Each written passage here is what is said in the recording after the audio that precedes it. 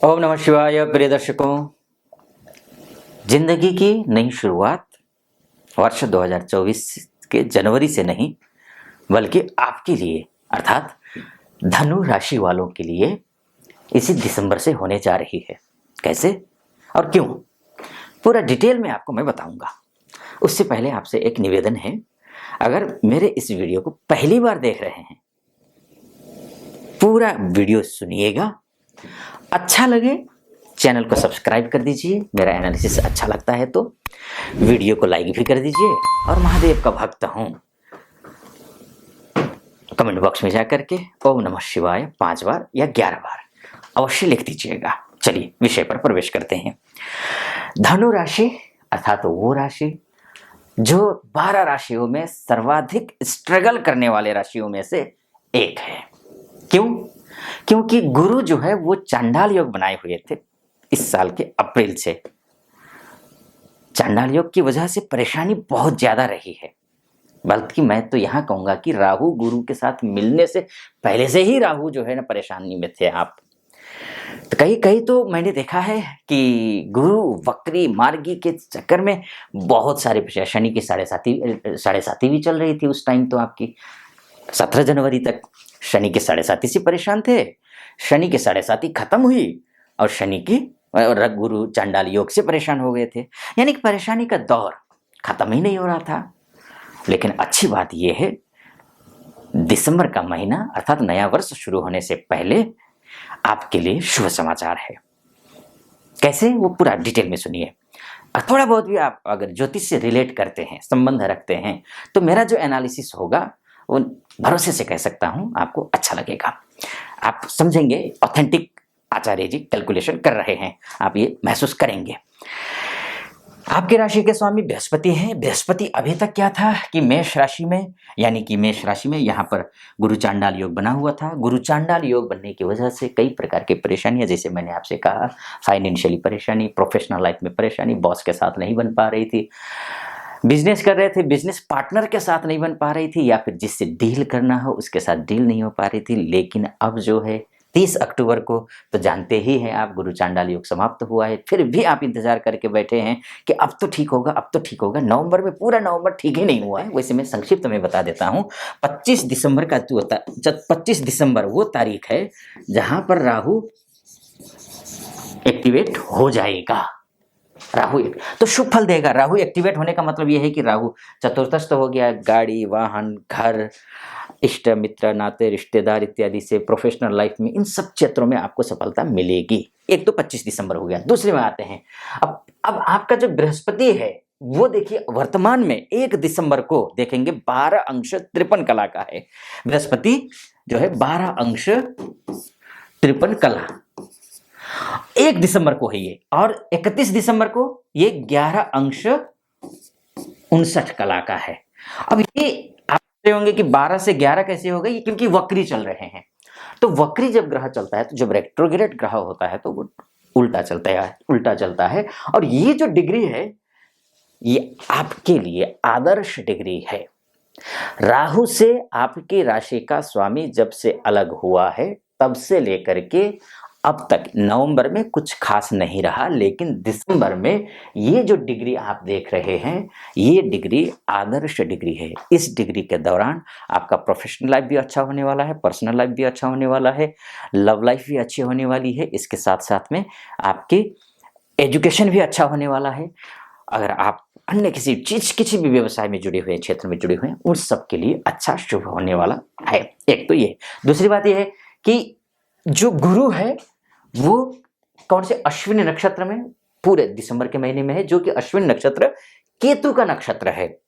समझे आप, यहां पर केतु का नक्षत्र है अश्विनी नक्षत्र। अब केतु के नक्षत्र में जब रहेगा, केतु कहां पर विराजमान है? प्रोफेशनल हाउस में, मान सम्मान, पद प्रतिष्ठा, नौकरी, पैसा, सामाजिक दायित्व, पारिवारिक दायित्व, या फिर इष्ट मित्रों का सुख, हर एक क्षेत्र में सुख मिलेगा आपको। क्योंकि केतु की विशेषता है ना, जिस राशि में बैठेगा उस राशि के स्वामी के समान फल देता है। तो उस राशि का स्वामी कौन है?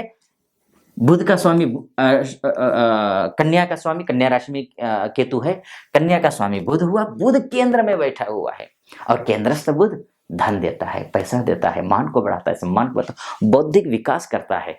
मेंटल स्ट्रेस अगर है तो उस स्ट्रेस को कम करता है, आपके लिए अच्छे लोगों के साथ में आपका उठना बैठना करवाएगा और बौद्धिक लोगों के साथ में, खासकर उनसे जो समाज में, सोसाइटी में जो सम्मानित हैं, उन लोगों के साथ में आपका उठना बैठना होगा और आप महसूस करेंगे इस दिसंबर के महीने में कि आपकी जो मेंटेलिटी है वो बदल रही है, आप अच्छे दिशा की ओर सोच रहे हैं, आप अच्छा कर रहे हैं, क्योंकि जीवन तो आपकी सोच पर ही डिपेंड करती है ना, कि जैसे आपकी सोच होगी आपका वैसा ही जीवन होगा। तो सोच बदल लेगी। अभी तक आप जैसे भी रहे हो, अब दिसंबर आपके लिए बेहतर है बौद्धिक रूप से। एक और केतु का, जैसे मैंने कहा कि केतु बुध के राशि में बैठा है और केतु जो है, केतु की अगर बात करिए चित्रा नक्षत्र में, जो कि मंगल के घर में है और मंगल क्या है आपका त्रिकोणेश है, यानी कि केतु भी अच्छा फल दे रहा है। और गुरु किसके नक्षत्र में बैठा है? केतु के नक्षत्र में बैठा है। देखिए एक दूसरे से धन देने वाला ग्रह, नौकरी देने वाला ग्रह, व्यवसाय करने वाला ग्रह, डिग्रियों के हिसाब से देखें, नक्षत्र के हिसाब से देखें, राशि मित्रता के हिसाब से देखें, एक दूसरे से जुड़े हुए हैं। जब ग्रह जब एक दिशा की ओर आए, नक्षत्र डिग्री राशि में एक दिशा में अच्छी दिशा में आए, तभी व्यक्ति को सफलता मिलती है। अगर आपके लग्न कुंडली में, लग्न अर्थात date of birth, time of birth और प्लेस ऑफ बर्थ के हिसाब से जो आपकी कुंडली बनी होगी, उस कुंडली में आपका सूर्य यानी कि भाग्येश, भाग्य को देने वाला ग्रह, आपका कर्मेश यानी कि बुध और आपका लग्नेश अर्थात गुरु, अगर ये अच्छे हैं तो जो मैं फलादेश कर रहा हूं वो आप पर 100% घटित होगा। अगर मान के चलिए भाग्येश ही अस्त हो, कर्मेश आपका अस्त हो, नीच का हो, षडबल में कमजोर हो, दिग्बल में कमजोर हो, कालबल में कमजोर हो, त्रिशांश में कमजोर हो, दशांश में कमजोर हो, चतुर्थांश में कमजोर हो, मानकर चलिए आप व्यवसाय करते हैं या फिर बिजनेस करते हैं, आपका दशमांश खराब है, आपका कर्मेश, आपका सप्तमेश दशमेश दशांश में जाकर के जो है नीच का हो गया है, त्रिकस्थ हो गया है, पाप ग्रह के द्वारा दृष्ट हो गया है, पाप ग्रह के साथ युति संबंध हो गया है, शत्रु राशि में बैठ गया है, निर्बल हो गया है, तब तो देखिए मृत अवस्था में अगर ग्रह हो, भाग्येश और कर्मेश ही हो, लग्नेश ही हो, तो संजीवनी भी काम नहीं करेगा। तो ये तो एक मोटा मोटी तौर पर फलादेश है कि मोटा मोटी तौर पर कि आपके साथ इस महीने ग्रह गोचर के हिसाब से, जो ग्रहों का गोचर हो रहा है उस हिसाब से आपको इस दिशा की ओर आप जाएंगे। अब कितने मजबूती से जाएंगे वो आपकी पर्सनल कुंडली के हिसाब से पता चलेगा, क्योंकि आपकी कुंडली आपका डीएनए है। आप देखते होंगे ना, ट्विंस जो होते हैं वो, उनका भी एक ट्विंस, एक जुड़वा बच्चा कुछ और सफलता के शिखर पर है और दूसरा बिल्कुल नालायक हो गया है, होता हुआ देखा होगा आपने। वो यही स्थिति है। 1 मिनट, कई कतिपय तो मैंने देखा है कि 2-2, 3-3, 5-5 सेकंड से उससे डिफरेंट से जन्म हुआ, अलग हुआ है और पूरे ग्रह दशाएं बदल गई हैं। तो इसलिए डिपेंड आपकी कुंडली ही करती है। ये जो है ये मोटा मोटी तौर पर है, 100% आप पर सटीक बैठेगा इसकी कोई गारंटी नहीं है। हाँ, आपकी कुंडली में लग्नेश, कर्मेश और भाग्येश अच्छा हो तो जो मैं फलादेश कर रहा हूं वो फलादेश आप पर 100% सटीक बैठेगा। अगर आपको शिकायत होती है, कई महानुभाव कमेंट बॉक्स में कमेंट करते हैं, क्योंकि मैं तो इस यूट्यूब की दुनिया में, ऑनलाइन की दुनिया में नया ही हूँ, इसी साल आया हूँ, इस साल के भी मिड में आया हूँ। आप सब्सक्राइबर जरूर देख रहे होंगे, आप लोगों का बहुत प्यार मिला है, ईश्वर की कृपा से बहुत आपका प्यार मिला है। इतने हाईएस्ट सब्सक्राइबर हैं कि बहुत हाईएस्ट हैं, आप लोगों को बहुत प्यार मिला है। जितना मैं आभारी, आपका आभार जताऊं उतना कम है। तो क्योंकि मैं नया हूँ, फिर भी देखिए अच्छी सफलता मिल रही है मुझे, उसमें अच्छा आप लोगों का सहयोग मिला हुआ है। लेकिन हाँ, आप लोगों का कई महानुभाव का कमेंट आता है कि वो पूछते हैं कि हम तो 4 साल से, 5 साल से, 6 साल से एस्ट्रोलॉजर्स को जो यूट्यूब पर आते हैं उनको फॉलो कर रहे हैं, तो लेकिन हो नहीं रहा है कुछ भी। तो ऐसे में मेरा निवेदन है, तो मैंने कहा ना कि मैं नया हूँ, लेकिन इससे पहले मैं ऑफलाइन क्लासेस लेता था और लेता हूँ, अभी भी ऑफलाइन क्लासेस लेता हूँ, ज्योतिष की क्लासेस लेता हूँ स्कूल कॉलेज में। तो ऐसी स्थिति में अगर आपके साथ आप 3-4 साल से 6 साल से आप कुंडली वीडियोस देख रहे हैं लेकिन सफलता नहीं मिल रही है, तो मेरा निवेदन रहेगा कि आसपास में कोई एस्ट्रोलॉजर हो तो उन एस्ट्रोलॉजर से, योग्य एस्ट्रोलॉजर हो, उनसे आप पूछिए कि दशांश में आपकी प्रोफेशनल लाइफ से परेशान हैं, बिजनेस से परेशान हैं, पैसे नहीं आ रहे हैं, तो पूछिए आप उनसे, आचार्य से, कि आपके दशांश कुंडली में भाग्येश कहाँ है, आपका दशांश कुंडली में आपका कर्मेश और सप्तमेश कहाँ है और लाभेश कहाँ है, लग्नेश कहाँ, ये पूछिए। निश्चित रूप से या तो नीच का होगा या कमजोर होगा या शत्रुग्रही होगा या अन्य प्रकार से कमजोर होगा, तो ये हो सकता है। अगर आपको आसपास में कहीं और कोई एस्ट्रोलॉजर नहीं है या होंगे भी तो असहज महसूस करते हैं, तो नीचे नंबर दिया होगा, उस नंबर पे आप कॉल कर लीजिए और मुझसे भी आप बात कर सकते हैं। उस नंबर पे कॉल करके हमारे जो प्रतिनिधि हैं उनसे आप बात कीजिए।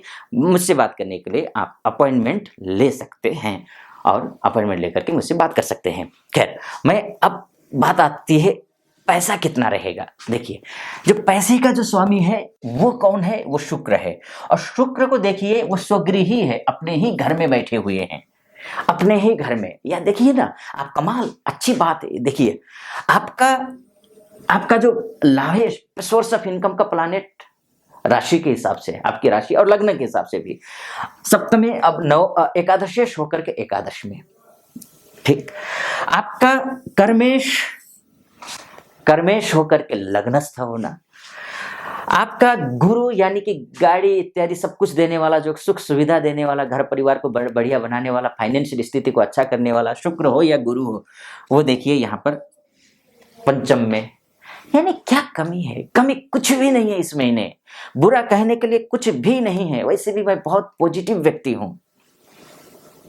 ऐसा नहीं है कि आपकी कुंडली में बिल्कुल भी कुछ खराब नहीं है, खराबियां हैं, कमियां हैं, लेकिन उन कमियों को मैं ज्यादा आप बोलूंगा नहीं। मैं उन पक्षों को आपके समक्ष रख रहा हूं जो आपके लिए शुभ हो सकता है, होगा। अगर जरा सी भी आपकी कुंडली अच्छी है तो आप मोटिवेट होइए। मोटिवेट मतलब मुझसे मत होइए कि ऐसा, लेकिन अपने आप से होइए, क्योंकि ग्रह दशाएं अच्छी हैं। 10% खराब है तो 90% ग्रह दशाएं आपके लिए अच्छी हैं। बढ़िया। हाँ, अगर आप मुझसे यहाँ कॉल भी नहीं कर सकते हैं, आसपास में कोई एस्ट्रोलॉजर भी ऐसे योग्य नहीं है या फिर असहज महसूस करते हैं, दोनों ही स्थिति में आप जो है ना कॉल बात नहीं कर सकते हैं, परामर्श नहीं ले सकते हैं, तो मेरा निवेदन है आप प्रातःकालीन सूर्य को अर्घ जरूर दीजिए, क्योंकि आपका भाग्येश है सूर्य। सुबह जल्दी उठिए, सुबह को सूर्य को जल दीजिए। एक, आप बुध की गणेश अथर्व शीर्ष का पाठ करिए। दूसरा, तीसरा, आप विष्णु जी की उपासना कीजिए। तुलसी जी पर रोज जल चढ़ाइए, संडे को छोड़ करके। बाकी डिटेल में अन्य वीडियो भी मैं बनाता रहता हूँ, मेरे साथ संबंध बनाए रखने के लिए, और मेरे वीडियोज को आप तक वीडियोज आप तक पहुँचे, अगर ये चाहते हैं तो चैनल को सब्सक्राइब कर दीजिएगा और बेल आइकन को प्रेस कर दीजिएगा, ताकि आपके पास जब भी मैं वीडियो बनाऊं तो नोटिफिकेशन आए। फिलहाल और कमेंट बॉक्स में जाकर के हर हर महादेव या ओम नमः शिवाय 5 बार या 11 बार लिखना है, लिख दीजिएगा, और अच्छा लगा हो तो लाइक भी कर दीजिएगा। फिलहाल अनुमति दीजिए। ओम नमः शिवाय।